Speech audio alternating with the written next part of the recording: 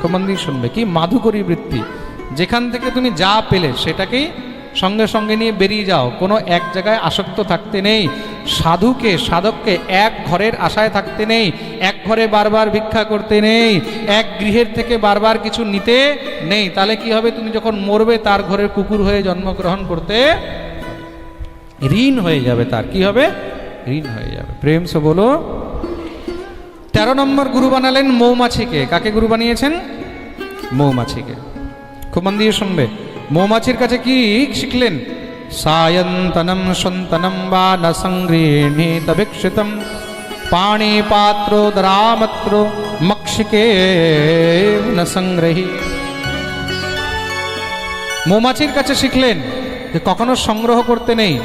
জীবনে তুমি যতই সঞ্চয় করো, যতই সংগ্রহ করো, মৌমাছি কি করে? মধু সংগ্রহ করে, মধু সংগ্রহ করে মধুর বাসা বানায়, কিন্তু নিজে কখনো মধু উপভোগ করতে পারে? তাহলে কি হয়? সঞ্চয় সে করে আর উপভোগ অন্যরা করে। শিকারী আসে, চাক ভেঙে নেয়, আর সঞ্চয় করে সেই মৌমাছি সেই মধুর মধ্যেই মরে যায়। আর মধু পান করে কারা? বাকিরা। তদ্রূপ এই সংসারে যে নিজের উদর পূর্তি থেকে বেশি ভ্রমরও মধু পান করে। খুব মন দিয়ে শুনবেন। ভ্রমর কি করে? মধু পান করে, কিন্তু মধু সঞ্চয় করে না। আর মৌমাছি কি করে? সেও মধু পান করে, কিন্তু সে কি করে? মধুকে সঞ্চয় করে। সঞ্চয় করে করে করে করে জমাচ্ছে, নিজে উপভোগ করতে পারলো না, শেষ হয়ে গেল, অন্য কেউ উপভোগ করে নিল। তাই তো তুমি জমাচ্ছ, খাবে কে? বলে ছেলে খাবে, নাতি খাবে। ছেলেও নেই, নাতিও নেই, তখন কি হবে? বলে রে পরিবারের লোক খাবে, রিলেটিভ খাবে। আর কেউ না হলে তখন মহারাজ কেউ তখন তোমার সঙ্গে ঠকবাজি করবে, চালবাজি করবে। মুখের কাছে পয়সা আছে, তোমার কাছ থেকে কি করে বের করবে? চারদিক থেকে সবাই তখন কি করবে? তোমার সেই সঞ্চিত বস্তুকে লুটে নেওয়ার জন্য পাগল হয়ে যাবে। তার জন্য জীবনে তুমি যা সঞ্চয় করছো সেটাকে উপভোগ করো, কাজে লাগাও, সৎ কাজে লাগাও। তা সৎ কাজে কি করে লাগাবে? বলে মৌমাছির কাছে এটাই শিখেছি, সঞ্চয় করে কখনো জমিয়ে রাখবে না, সেটাকে সৎ কার্যে লাগাও। দান করো, ধর্ম করো, তীর্থযাত্রা করো। পয়সা কামিয়েছো, তীর্থে চলে যাও, তীর্থে গিয়ে সেখানে তীর্থ দর্শন করো। আজ কাশী গেলে কিছুদিন পরে হরিদ্বার চলে যাও, কিছুদিন পরে ঋষিকেশ চলে যাও, কোনো সময় 4 ধাম চলে যাও, কখনো রামেশ্বরম চলে যাও, দ্বারকা চলে যাও, কখনো শ্রীশৈলম চলে যাও, কখনো নাগেশ্বর চলে যাও।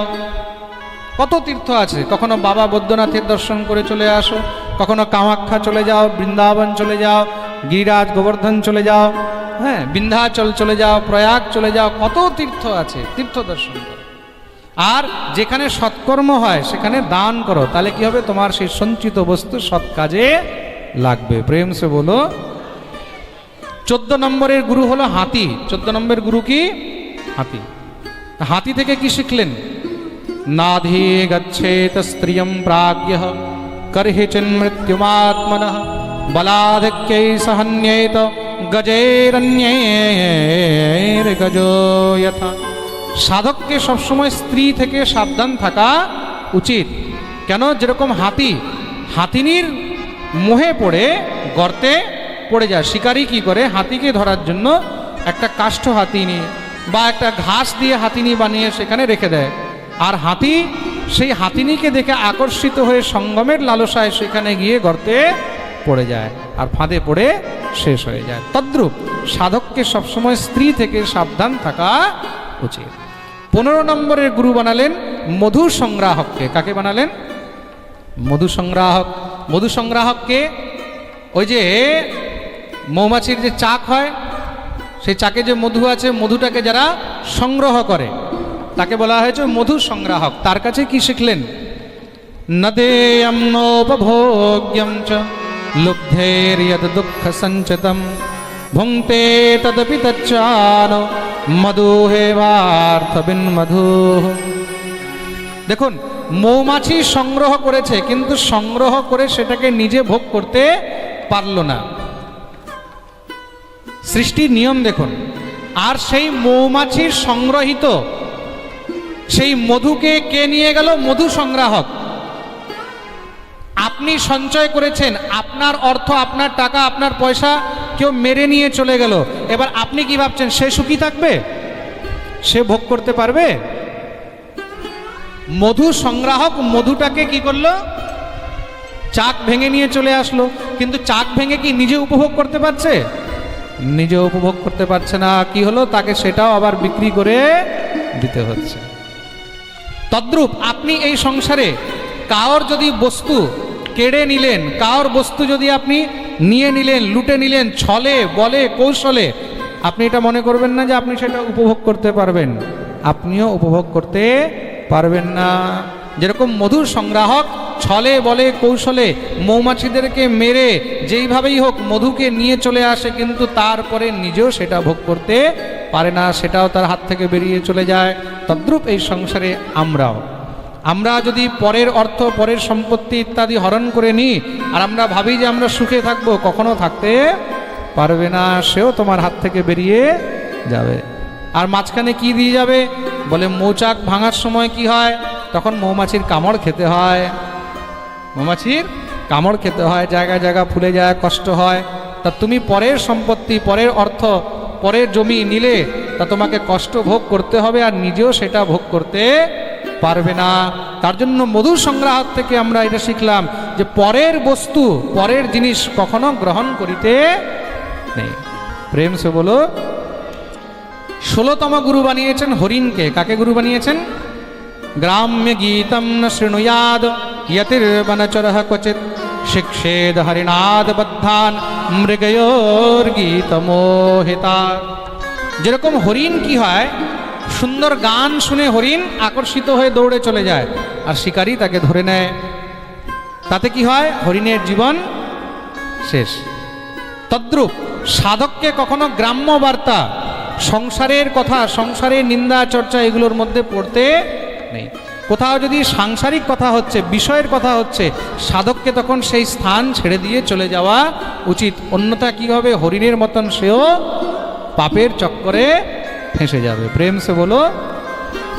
যেইখানে দেখবে, মনে রাখবে, ভক্তদেরকে, বৈষ্ণবদেরকে পরনিন্দা পরচর্চা থেকে সবসময় দূরে থাকা উচিত। গ্রাম্য বার্তা, গ্রাম্য চর্চা এগুলো থেকে দূরে থাকা উচিত। 17 নম্বর গুরু বানালেন মৎস্যকে। কাকে বানিয়েছেন? মৎস্যের থেকে কি শিখলেন? জিহ্বয়াতি প্রমাথন্যা জনো রস বিমোহিতঃ মৃত্যুমুচ্ছ্রিত্য সদ্বুদ্ধির মীনস্তু বড়িশের যথা। মৎস্য নিজের জিহ্বার লালসার জন্য নিজের প্রাণ হারিয়ে ফেলে। মাছকে কি করে? একটুখানি খাবার দিয়ে ধরে নেয়, ফাঁসিয়ে দেয়। তদ্রূপ আমরা নিজের জিহ্বার লালসার জন্য কিন্তু নিজের সর্বস্ব নষ্ট করে দিচ্ছি। তাই তো? শুধুমাত্র জিহ্বার লালসার জন্য আমরা জিহ্বার লালসার জন্য কি করছি? জীব হত্যা করছি। কার মাথা কেটে খাচ্ছি, কার হাত কেটে খাচ্ছি, পা কেটে খাচ্ছি, শরীরটাকে কেটে কেটে খণ্ড খণ্ড করে খাচ্ছি। তাতে কি হচ্ছে? তাতে আমরা দিনরাত শুধু পাপ অর্জন করেই যাচ্ছি। পাপ নয়, নিজের শরীরের জন্য রোগ ব্যাধিও নিয়ে যাচ্ছে। আপনি যেই মাংসটা খাচ্ছেন, আপনি যেই জীবের মাংস খেলেন, আপনি জানেন সেই জীবের মধ্যে কি কি রোগ ব্যাধি আছে কি নেই? জানেন কি? সেই জীব, সে যে কোন সংক্রামক রোগ নিয়ে আছে, তার মধ্যে ক্যান্সার আছে। মনে রাখবেন, শুধু মানুষের HIV হয় না, পশু পাখিরও HIV হয়। মানুষের ক্যান্সার হয় না, পশু পাখিরও ক্যান্সার হয়। তা আপনি যেটা খাচ্ছেন তার মধ্যে যে সেই রোগ ব্যাধি নেই, তার কোনো গ্যারান্টি আছে? তা আপনি কি করলেন? তার সঙ্গে নিজের শরীরের মধ্যে তার রোগটাকেও নিয়ে আসলেন। প্রেম সে বলো। তার রোগটাকেও নিয়ে আসলেন। কিন্তু খুব মন দিয়ে শুনবে কিন্তু। তার জন্য এখানে মৎস্য থেকে শিখলাম নিজের জিহ্বাকে কন্ট্রোল করতে হবে, নিজের রসনাকে কন্ট্রোল করতে হবে, না হলে কি হবে? শেষ হয়ে যাবে। কার মৎস্যকে গুরু বানালেন, তারপরে পিঙ্গলা বেশ্যাকে গুরু বানিয়েছেন। রাধারানী কৃপা করলে এখানে 7 দিনের পাঠও আমরা অবশ্যই শ্রবণ করব। প্রেম সে বলো। বলো না আরো জোরে, সবাই দোনো হাত তুলে। যারা পিছনে আছে, জয় জয় শ্রী রাধা। 18তম গুরু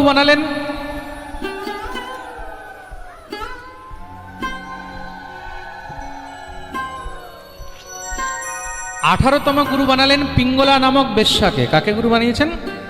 পিঙ্গলা নামক বেশ্যাকে।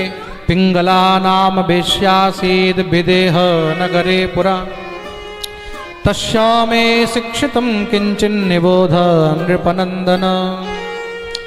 পিঙ্গলা বেশ্যার কাছে কি শিখলেন? একবার এই অবধূত দত্তাত্রেয় মুনি ঘুরতে ঘুরতে বিদেহনগরে গিয়ে উপস্থিত। সেখানে পিঙ্গলা বেশ্যার বাড়ির সামনে তিনি এক গাছের নিচে পড়ে আছেন। দেখছেন সেই বেশ্যা সেজে গুজে একদম মহারাজ রেডি হয়ে বসে আছে। কেন? অর্থবান ধনী পুরুষরা যাবে আর তারা এখান থেকে যাওয়ার সময় আমার রূপ সৌন্দর্য দেখে আমাকে অর্থ দিয়ে সন্তুষ্ট করবে আর আমার দেহের সুখ উপভোগ করবে। কিন্তু সেদিন পাশেই কোথাও সৎসঙ্গ চলছিল, পাশেই কোথায় হরিকথা চলছিল, ভগবত কথা চলছিল। রাস্তা দিয়ে ভিড় যাচ্ছে, তা যত লোক দেখছে বেশ্যার তো দেখে ততই মন আরো ভালো লাগছে। আজকে এত লোক, তাহলে তো আজকে আমার ভালো ইনকাম হবে। বাড়ির সামনে দিয়ে লোক যাচ্ছে, কেউ না কেউ তো আসবে, কেউ না কেউ তো আসবে, কেউ না কেউ আসবে। দেখতে দেখতে মহারাজ সন্ধ্যা পেরিয়ে গেল, রাত পেরিয়ে যাচ্ছে। সে তো চঞ্চল হয়ে গেছে, চঞ্চল হয়ে একবার ঘরে যায়, একবার বাইরে বেরোয়, মন একদম উদ্বিগ্ন হয়ে গেছে। কাউকে জিজ্ঞাসা করলো, তোমরা কোথায় যাচ্ছ? আরে তুমি জানো না এখানে পাশে একজন অনেক বড় ভক্ত এসেছেন, সাধু এসেছেন, বৈষ্ণব এসেছেন, হরিকথা চলছে, আমরা সেখানে যাচ্ছি। ও হো। পিঙ্গলা বিদেহ নগরের সব থেকে সুন্দরী নগরবধূ বেশ্যা, যাকে দেখে তার যৌবন উপভোগ করার জন্য কত ধনী পুরুষ নিজের অর্থ সম্পত্তি পর্যন্ত তাকে দিয়ে দিয়েছে, সেই পিঙ্গলা আজকে কি দেখছে? আজকে তার রূপ সৌন্দর্য দেখেও সবাই না দেখে চলে যাচ্ছে। কিসের জন্য? সৎসঙ্গের জন্য। তার মানে এই হরিকথা, এই সৎসঙ্গের এত মহিমা, এই গোবিন্দ কথার এত মহিমা, যেখানে আমাকে পর্যন্ত ভুলে গিয়ে সবাই একদম তাকাচ্ছেই না, পাগলের মতন ছুটে বেড়াচ্ছে। আজকে এই যেখানে পাঠ হচ্ছে, তা পাঠ শুরু হয়েছে কখন? 6টা, 6:30 থেকে। আমি শুনছি দুপুরবেলা 2টো থেকে মানুষ এখানে এসে বসে আছে, তাই তো?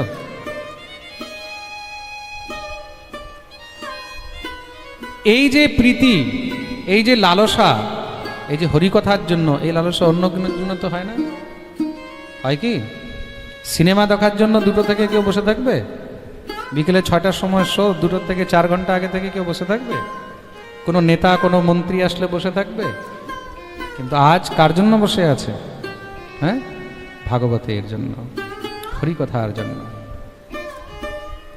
পিঙ্গলার বৈরাগ্য হয়ে গেল। দেখুন, সংসার থেকে বৈরাগ্য কখন হয়? একমাত্র যখন কৃষ্ণ চরণে অনুরাগ হয়, একমাত্র যখন কৃষ্ণ চরণে অনুরাগ হয়, তখন সেই পিঙ্গলা নিজেই বলছেন, আশাহি পরম দুঃখম নৈরাশ্যম পরমম সুখম যথা সঞ্চিদ্য কান্তাশাম সুখম সুস্বাপ পিঙ্গলা। আশাহি পরমম দুঃখম, জগতের আশাই হলো দুঃখের মেন কারণ। আর নৈরাশ্যম পরমম সুখম, তার জন্য জগতের কখনো আশাই করতে নেই। কেউ আমার কাছে আসবে, কেউ আমার জন্য করবে, কেউ আমার দিকে তাকাবে, এই আশাই কখনো করতে নেই। আর যখন পিঙ্গলা আশা ত্যাগ করে দিয়েছে, সব ছেড়ে দিয়েছে, আজ থেকে রূপ, এই শৃঙ্গার সব তিলাঞ্জলি দিয়ে দিলাম। আজ থেকে যদি আমি সাজবো, তাহলে আমার গোবিন্দের জন্য সাজবো। আজ থেকে যদি প্রতীক্ষা করব, আমার গোবিন্দের জন্য প্রতীক্ষা করব। এই সময় মানুষের জন্য নষ্ট করব না, এই সময় আমি বসে বসে হরিনাম করব। সুখম সুস্বাপ পিঙ্গলা।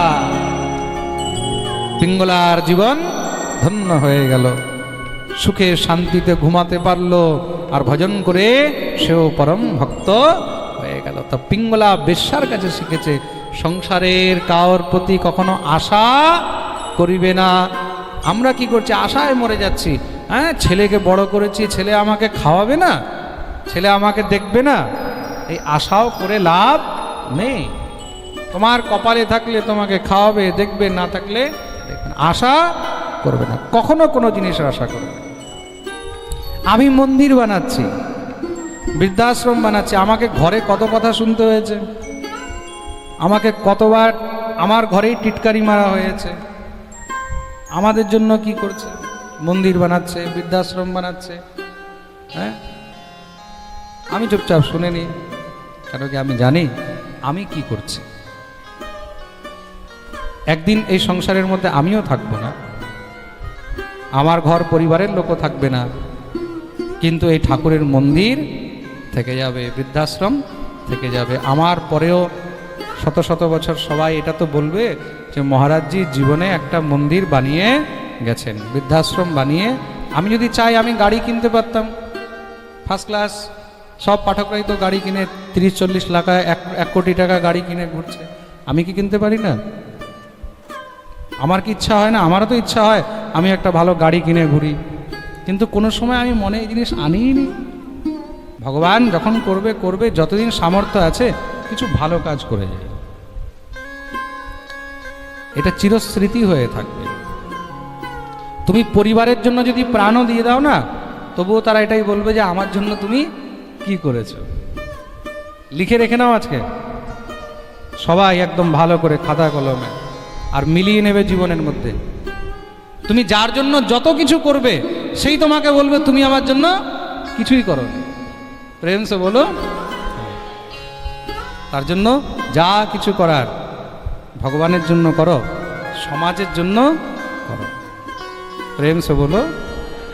সুখম সুস্রাপ পিঙ্গলা, পিঙ্গলার কাছে এটা শিখলাম, জগতের আশা করে কোনো লাভ নেই। তৎপশ্চাৎ 19 নম্বর গুরু বানিয়েছেন কাকে? কুরর পক্ষীকে। কুরর পাখি, যেটাকে আমরা চিল পাখি বলি। একটা চিল পাখি মাংসের টুকরো নিয়ে উড়েছে, তার পিছনে 50টা চিল একদম ধাবা দিয়েছে। কিসের জন্য? ওই মাংসের টুকরোটাকে পাওয়ার জন্য। সে কষ্ট করে একটা মাংসের টুকরো নিয়ে এসেছে, আর সেটাকে যে খেতে পারছে না, আরও 50 জন তার উপরে ঝাপটাচ্ছে, এটা আমি নেব, আমি নেব, আমি নেব। সেই চিল পাখি তো তখন কষ্টে লাফাচ্ছে, তখন সে কি করলো? তাড়াতাড়ি করে মাংসের টুকরোটাকে ফেলে দিল। যখনই ফেলেছে বাকি সব তার থেকে দূরে সরে গেছে। তদ্রূপ তুমি যতক্ষণ পর্যন্ত সংগ্রহ করে রাখবে তোমার পিছনে সবাই থাকবে, আর যখন তুমি ছেড়ে দেবে সবাই তোমাকে ছেড়ে দেবে, তুমিও মুক্ত হয়ে যাবে। ত্যাগ কি শিখেছে? ত্যাগ। 20 নম্বরের গুরু বানিয়েছেন কাকে? কুমারী কন্যাকে। এক কুমারী কন্যা, তাকে দেখার জন্য কিছু লোক এসেছে, মানে ছেলের ঘরের লোক এসেছে। ঘরে কেউ নেই, তাদেরকে রন্ধন করে কি দেবে? তাড়াতাড়ি করে গেছে, ঘরের মধ্যে চাল নেই, ধান কুটা আরম্ভ করেছে। হাতে চুড়ি ছিল, চুড়িগুলো খন খন খন খন করে আওয়াজ করছে। ভাবলো যদি বুঝতে পারে এর ঘরে তো চালও নেই, তাহলে আমার মা বাবার সম্মান নষ্ট হবে। তাড়াতাড়ি করে হাতের থেকে 4টা চুড়ি খুলে রেখে দিয়েছে, এখনো দুটো আছে, এখনো খন খন খন খন করছে। আবার তার থেকে একটা চুড়ি খুলে দিয়েছে। যখন মাত্র একটা চুড়ি রয়েছে, দিব্যি আনন্দে ধান কুটে তাদেরকে গিয়ে রন্ধন করে অর্পণ করলো, কোনো আওয়াজ হয়নি। তদ্রূপ সাধককে সবসময় একাই থাকা উচিত। 10 জনের সঙ্গে থাকবে তাহলে কিছু না কিছু খটপট হতেই থাকবে। প্রেম সে বলো। 4টা বাসন এক জায়গায় থাকলে আওয়াজ হবেই হবে। তা তুমি 4 জনের সঙ্গে যখন থাকবে তখন কিছু না কিছু খটপট হবেই। তুমি ভাববে সংসারের সবার সঙ্গে থেকে আমি শান্তিতে থাকবো, এটা সম্ভব নয়। প্রেম সে বলো। 21 নম্বরের গুরু বানিয়েছেন বাণ নির্মাতা। কাকে? বাণ নির্মাতা, যিনি বাণ তৈরি করেন। একজন বাণ নির্মাতা বাণ তৈরি করছে, এদিক দিয়ে রাজা বিশাল বড় দলবল নিয়ে বেরোচ্ছে, বড় বড় ঢোল নাগাড়া বাজছে, কিন্তু সে ফিরেও তাকাচ্ছে না। কেন? তার দৃষ্টি শুধু সেদিকে রয়েছে, বাণটাকে পিটাচ্ছে, ঠিক করছে। কেন? বাণের যেন ধার কোনো দিক দিয়ে কোনো কম না। একটু যদি এদিক ওদিক মন চলে যায় তাহলে তো নষ্ট হয়ে যাবে। তার কাছে কি শিখলেন? একাগ্রতা। কি শিখলেন? মনে রাখবে, জীবনে যতই সমস্যা আসুক নিজের একাগ্রতা কখনো নষ্ট হতে দেবে না। একাগ্রতা যদি তোমার ঠিক থাকে, তুমি নিজের উপলক্ষ্য বাঞ্ছিত সেই জায়গায় অবশ্যই পৌঁছাবে। প্রেম সে বলো। 22 নম্বর গুরু বানালেন সর্পকে, সাপ। সাপ কখনো নিজের ঘর বানায় না, বানায় কি? সাপ কি করে, যেখানে গর্ত পেল সেখানে গিয়ে ঢুকে বসে যায়। তদ্রূপ সাধককে কখনো নিজের জন্য বেশি কিছু বানানো উচিত নয়, যেখানে জায়গা পেল সেখানেই ঢুকে গেল। প্রেম সে বলো। 23 নম্বর গুরু বানিয়েছেন মাকড়সাকে। মাকড়সার কাছে কি শিখেছেন? মাকড়সা নিজে থেকেই জাল তৈরি করে, বাইরে থেকে কোথার থেকে আনে না। পাখি কি করে, এখান থেকে একটা ঘাস আনলো, ওখান থেকে এই আনলো, ঘর বানালো। মানুষ কি করে, ইট আনলো, পাথর আনলো, মাটি আনলো, ঘর বানালো। মাকড়সা কি করে, নিজের ভিতর থেকে জাল বের করে জাল বানায়, শিকার করে, মন ভরে গেল, জালটাকে আবার গিলে নেয়। তদ্রূপ নিজে মাকড়সার মতন হতে শিখবে, তার প্রয়োজন জীবনে যেন না হয়। নিজে দরকার হলো নিজে সব বিস্তার করলে, আর যখনই মহারাজ ইচ্ছা হলো সব গুটিয়ে আবার ঝোলা গুছিয়ে বেরিয়ে গেলে। প্রেম সে বলো। আর 24 নম্বর গুরু বানিয়েছেন ভৃঙ্গিকে। কাকে বানিয়েছেন? ভৃঙ্গি। ওই যে ভৃঙ্গি পোকা আমি পাঠের আগে বলেছিলাম, একটা কোনো পোকাকে নিয়ে ওই যে মাটির ঘর বানায় দেয়ালের মধ্যে, দেখবে ওটার মধ্যে ঢুকিয়ে দেয় আর নিজে বাইরে বসে থাকে। ওই ভৃঙ্গির ভয়ে ভিতরের যে পোকা সেটাও ভৃঙ্গি হয়ে যায়। তাই এখানে ভৃঙ্গি পোকা থেকে শিখলেন কি? শিখলেন জীবনে কার কাছে ভয় পেতে নেই। আর যদি চিন্তন করো, ভয় কার চিন্তন করে? ভৃঙ্গির চিন্তন করে। তা ভৃঙ্গির চিন্তন করতে করতে সেই পোকা কি হয়ে যায়? ভৃঙ্গি হয়ে যায়। তদ্রূপ যদি চিন্তন করতে হয় জীবনে, তাহলে একমাত্র গোবিন্দের পাদপদ্মের চিন্তন করো। তাহলে কি হবে? ব্রহ্মবিদ ব্রহ্মৈব ভবতি। তার চরণের চিন্তন করতে করতে তুমি একদিন তার চরণে নিশ্চয়ই পৌঁছে যাবে। বলিয়ে ভক্তবৎসল ভগবান কি। আর ভগবান দত্তাত্রেয় বললেন, রাজন, এই 24 গুরুর পরে সব থেকে বড় আমি গুরু কাকে বানালাম? আমার এই শরীরকে। দেহ গুরুর মম বিরক্তি বিবেক হেতু বিভ্রৎস্ম সত্ত্ব নিধনম সততার্ক্যুদর্কম তত্ত্বান্যনেন বিমৃশামি যথা তথাপি পারক্যমিত্যবসিতো বিচরাম্যসঙ্গঃ। এই শরীর হলো সব থেকে গুরু, মনে থাকবে। এদম শরীরম মম দুর্বিভাব্যম। এই শরীর থেকে বড় আর গুরু কিছু নেই। এই শরীর থেকেই আমরা অনেক কিছু শিখতে পারছি, অনেক কিছু আমরা এই শরীর থেকে শিখছি। কোনটা দেখা উচিত, কোনটা দেখা উচিত নয়, কোনটা শোনা উচিত, কোনটা শোনা উচিত নয়, কোনটা বলা উচিত, কোনটা বলা উচিত নয়, কোনটা খাওয়া উচিত, কোনটা খাওয়া উচিত নয়। কিন্তু মনুষ্য বিবেকবান হয়েও বিবেকহীন হয়ে যায়। গরু, ছাগল, পশু পক্ষী তাদেরও বিবেক রয়েছে। গরু সে জানে আমাকে কি খেতে হবে, কি খেতে নেই। গরুর সামনে তুমি মাংস দাও, খাবে? খাবে কি? কেন? সে জানে আমার শরীরের সংরচনা কিসের মতন? আমার শরীরের সংরচনা হলো শাকাহারীর মতন। কি খাবো? শাকাহার, শাক সবজি, তাই তো, খড় টড় এসব জিনিস। তার সামনে তুমি যতই অন্যান্য জিনিস দাও, সে সেগুলো গ্রহণ করবে না। শরীর থেকে দেখো শিক্ষা নেওয়ার জিনিস, শিক্ষা নেওয়ার জিনিস তো। আর সিংহের সামনে তুমি ঘাস দাও, ঘাস খাবে? কেন? তার প্রকৃতি রয়েছে, ভগবান তাকে সেইভাবেই বানিয়েছে। ছাগল, তুমি ছাগলের সামনে দাও, ছাগল ঘাস খাবে। তার সামনে মাছ দাও, মাছ তো খাবে না। সিংহের সামনে দাও তো সিংহ খাবে, কেন? তার খাদ্য এটা, ভগবান তাকে সেইভাবে বানিয়েছে। তা আমাদের শরীর কিসের জন্য তৈরি সেটা আমরা নিজেও বুঝতে পারছি না। সিংহ দেখবে জল পান করে, কিভাবে করে? ঠোঁট দিয়ে করে না জিভ দিয়ে করে? হ্যাঁ, জিভ দিয়ে পান করে। এটাতেই বোঝা যায় সে আমিষভোজী, সে মাংসাহারী জীব। আর গরু কি করে? গরু জিভ দিয়ে জল খায়, ঠোঁট দিয়ে খায়। হরিণ কি দিয়ে জল খায়? ঠোঁট দিয়ে খায়। তার মানে সহজেই বোঝা যাচ্ছে যে তারা শাকাহারী জীব। প্রেম সে বলো। আপনি কি দিয়ে জল খান? জোরে বলুন। হ্যাঁ, এবার বলছে না। কি দিয়ে জল খান? ঠোঁট দিয়ে। তা ঠোঁট দিয়ে আমরা জল খাই, তার মানে আমরা কি শাকাহারী না মাংসাহারী? তাহলে আমাদেরকে কি খাওয়া উচিত? হ্যাঁ, শাক সবজি, অন্ন ডাল, শাকাহার খাওয়া উচিত। তা আমরা কি করছি? উল্টো কাজ করছি। নিজের শরীরের বিরুদ্ধে আমরা কাজ করছি, তার জন্য রোগ ব্যাধি কষ্ট এগুলো ভোগ করতে থাকছি। প্রেম সে বলো।